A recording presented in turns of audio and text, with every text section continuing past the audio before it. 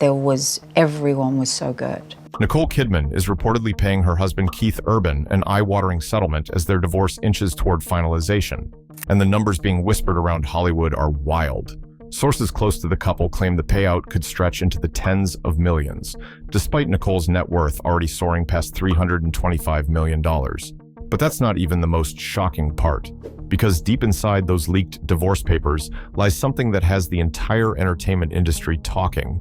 A clause so strange, so specific, that people are calling it the cocaine clause.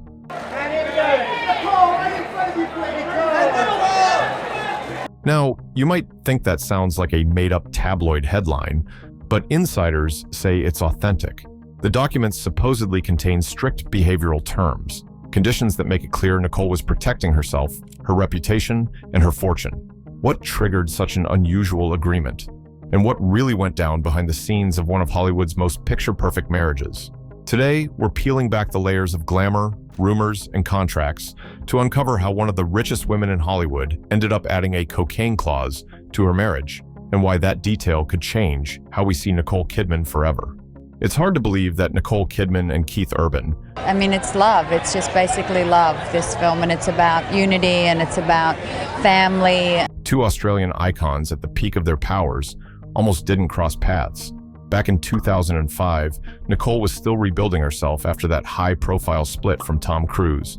She'd kept her composure, stayed graceful, but everyone knew she'd been through emotional hell. Then came Keith Urban, the country music star with charm, wild energy, and a mysterious edge. The typical man ladies fell for. They met at the Good Day USA Gala in Los Angeles, one of those glitzy events where the champagne never stops flowing and everyone pretends not to be impressed by celebrity. Keith was the musician everyone wanted a piece of, and Nicole was the queen of poise and quiet power. When they locked eyes for the first time, people said it was electric. But here's the funny thing. Keith didn't call her for months. Nicole has actually joked about it, saying she thought he wasn't interested at all. What she didn't know then was that Keith Urban wasn't playing it cool. He was nervous. He was a man with secrets, fighting his own demons, and part of him felt he didn't deserve someone like her. But fate had other plans. When he finally gathered the courage to reach out, it was like a door opened that neither of them wanted to close again. Fast forward a few months and the two were inseparable. Nicole had found something she hadn't felt in years, and that was comfort. There was something raw, honest, and un-Hollywood about Keith. He wasn't acting, he wasn't playing a role, he was just himself. And for a woman who'd lived half her life in front of flashing cameras and red carpets, that kind of authenticity was addictive. By June 2006, the world watched as they tied the knot in Sydney in a candlelit ceremony that felt like a movie scene. Nicole wore an exquisite Balenciaga gown, and Keith looked like the perfect gentleman. But behind that fairy tale wedding was a storm quietly brewing. Because the truth is, Keith Urban was already struggling with addiction. Secret, I've been to multiple rehabs. He'd battled substance abuse long before Nicole came into his life, but fame made it worse. The constant touring, the pressure to stay relevant, the loneliness that came with being on the road, it all pushed him toward the same dark habits he thought he'd left behind. Nicole, ever the nurturer, tried to be his anchor.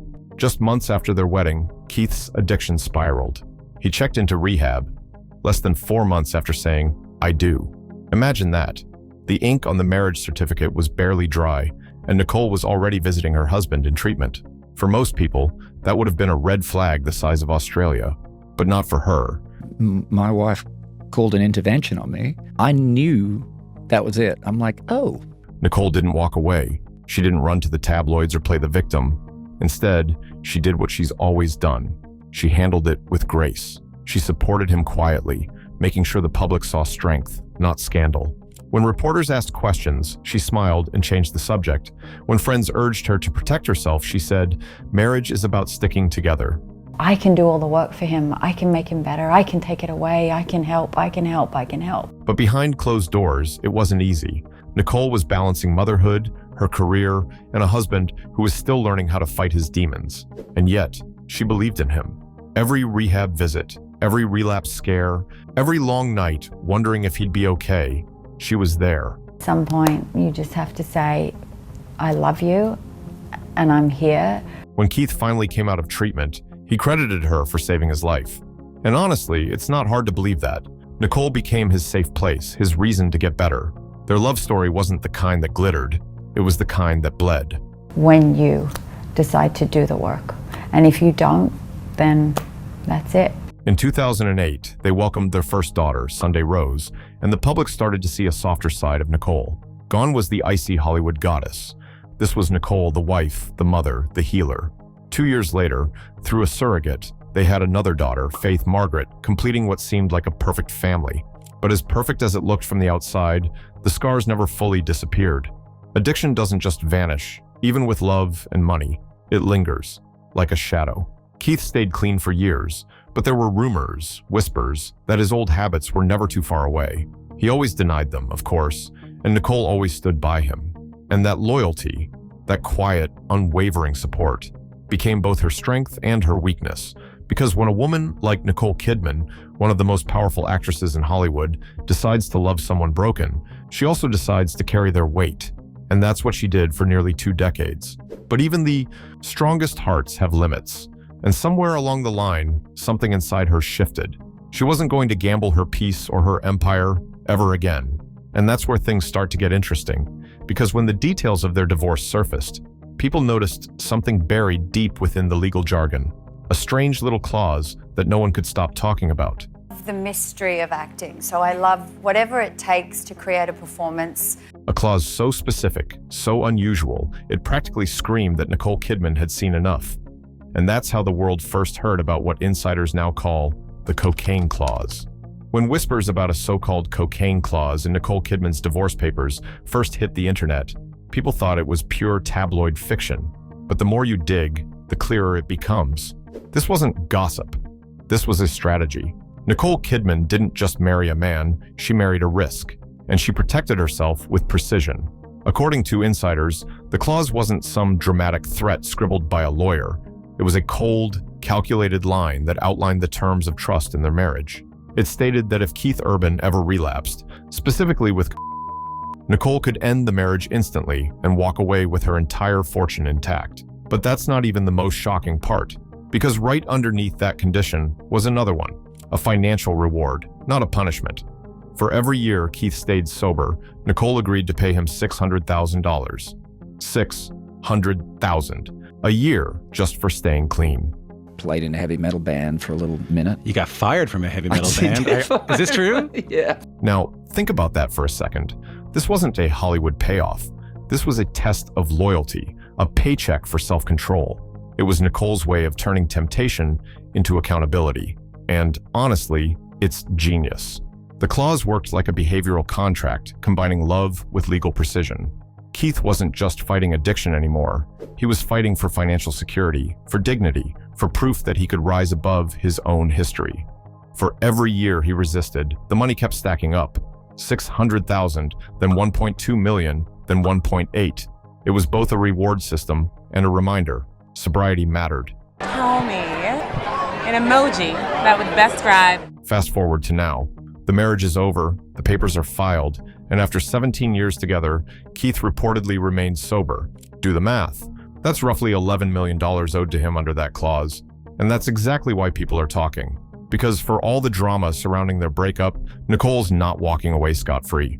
She's reportedly paying the man who once nearly lost it all, paying him millions for doing what most spouses would expect by default, staying clean. It's almost ironic and sad, to be honest, but insiders say Nicole never saw it as a financial loss. To her, that clause wasn't about money. It was about peace of mind. She could focus on her career, her family, and her sanity, knowing there was a system in place that kept everything balanced. Keith had the motivation to stay sober. She had the reassurance that her empire was protected. Everyone had something to lose and something to gain. And Dan's is a master arranger. I think for me, just a sounding board. Of course, when the story leaked, the internet went wild. Some people saw it as cold, like Nicole turned love into a business contract. Others saw it as pure brilliance. One comment even joked, "Imagine getting paid millions just to not ruin your marriage." But beneath the jokes, there's something undeniably powerful about the message. Nicole had lived through public heartbreak before. She'd seen what happens when love and chaos mix, and she wasn't about to make the same mistake twice.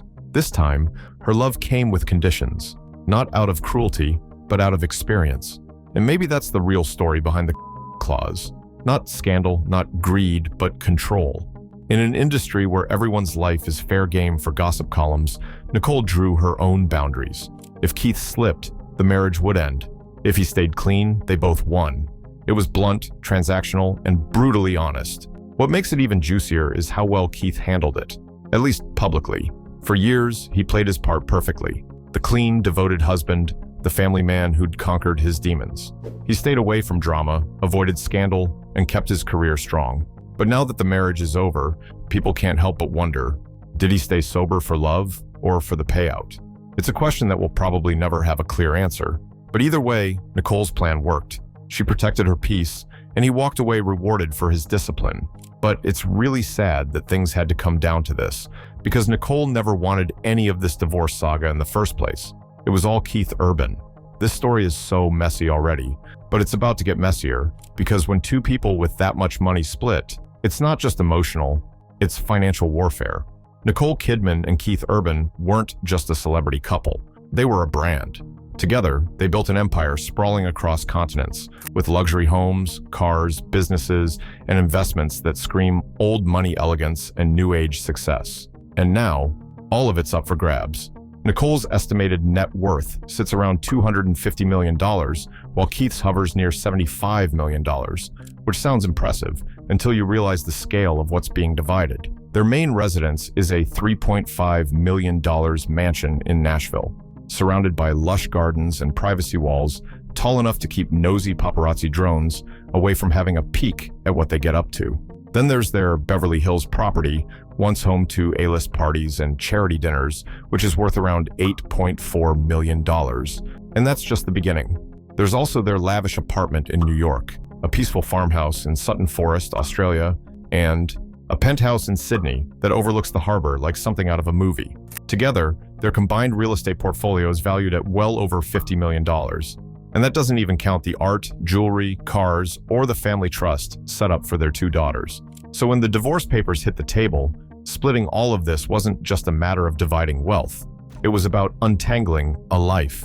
The most My addictions that I'd done really nothing about. ironic part, for once, it's not the man paying the woman, it's the other way around. In a twist straight out of a Hollywood script, Nicole Kidman, one of the most successful actresses on the planet, is reportedly set to hand over millions to the man she once helped rebuild. And people can't stop talking about it. Because let's be honest, we're used to hearing about men cutting checks to their ex-wives, not women signing settlements. But this isn't a story about who won or lost. It's about balance, and how Nicole Kidman structured her life so tightly that even when she loses money, she never loses control. Insiders claim the couple is trying to keep things amicable, but that's easier said than done when every property, painting, and investment is tied to emotion. That Nashville estate wasn't just a house. It was the home where they raised their children. The Sydney penthouse wasn't just real estate. It was their private escape from Hollywood's chaos. And now, every inch of those spaces has to be priced, divided, or sold. It's the kind of divorce that isn't loud, but it's expensive. Lawyers on both sides are reportedly working overtime to keep things quiet. But in Hollywood, nothing stays hidden for long. And while Keith Urban walks away with a hefty sum, over $11 million from the sobriety clause alone, plus his share of the assets, Nicole still stands tall. She might be paying a lot, but make no mistake, she's still in control. Because in the world of celebrity divorces, money isn't just wealth, it's power. And Nicole Kidman has plenty of both. Celebrity marriages are something else, aren't they? It's like love doesn't even stand a chance without a team of lawyers, an accountant, and a backup therapist on speed dial. Regular couples argue about what movie to watch. These ones are out here signing million-dollar sobriety clauses. Imagine being in love, but also calculating who gets what if someone slips up. And tomorrow night is a big night. We're ready to watch you win a whole bunch of awards tomorrow night. What are you most excited? It's wild how love in Hollywood feels more like a high-stakes contract than a connection. You can't even say, I do, without a prenup thicker than a movie script. And when things go south, it's not just heartbreak, it's negotiations, settlements, and media frenzy. Maybe that's why so many of them don't last. Because when trust has a price tag and romance comes with legal terms, it stops being about love and starts being about leverage. In the end, you can't help but wonder, If even someone like Nicole Kidman can't keep love simple, what hope do the rest of us have? Hollywood marriages are never simple, and Nicole Kidman's story proves just how wild things can get behind the scenes. If you want more insider stories, shocking celebrity secrets, and all the drama you can handle, make sure to check out our channel. Don't forget to like, share, and subscribe for more.